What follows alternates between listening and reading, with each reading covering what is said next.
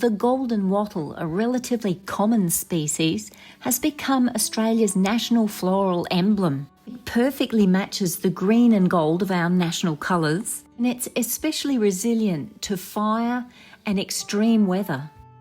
The state flower of New South Wales is the Waratah.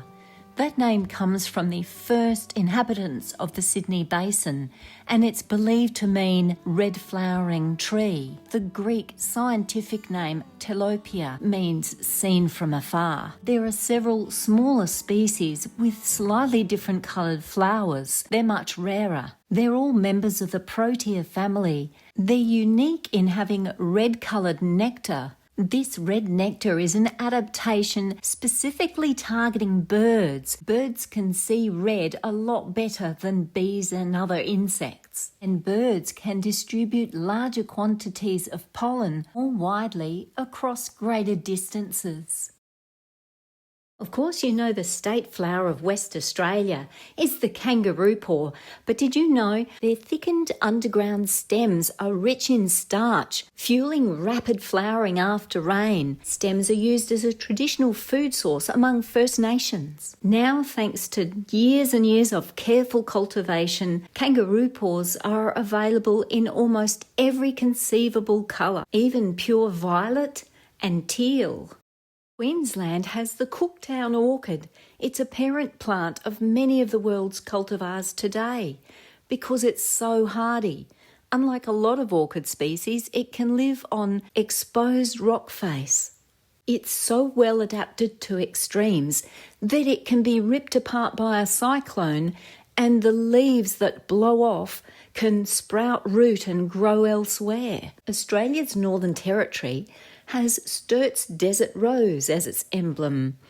It's a close relative of cotton and often crossbred with cotton crops to make them hardier to extreme weather.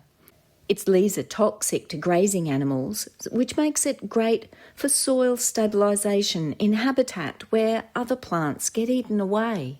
The earliest state flower was recognised by Victoria in 1958. It's the common heath, a very adaptable little shrub, tolerant of shade or sun and coastal right through to mountain conditions. It's a symbol of the diverse landscapes of Victoria.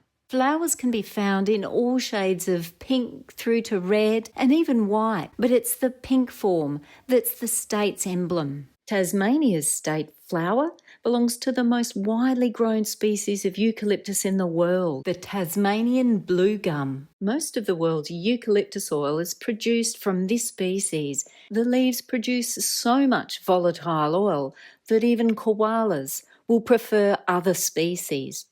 The timber is so fast growing but hard that it's used for everything from paper pulp to railway sleepers and even wharves, as it's resistant to salt water.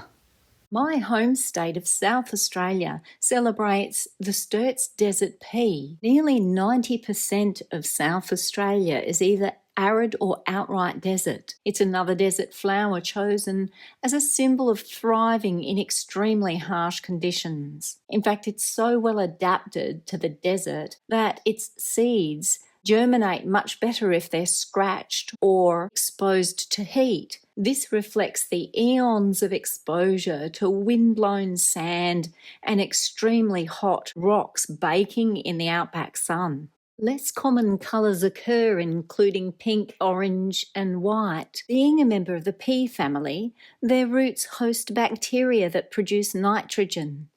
In exchange, the plant supplies the bacteria with sugars. It's a common adaptation to very old and leached soils. Australia's capital territory sits nestled in the mountains of the Great Dividing Range.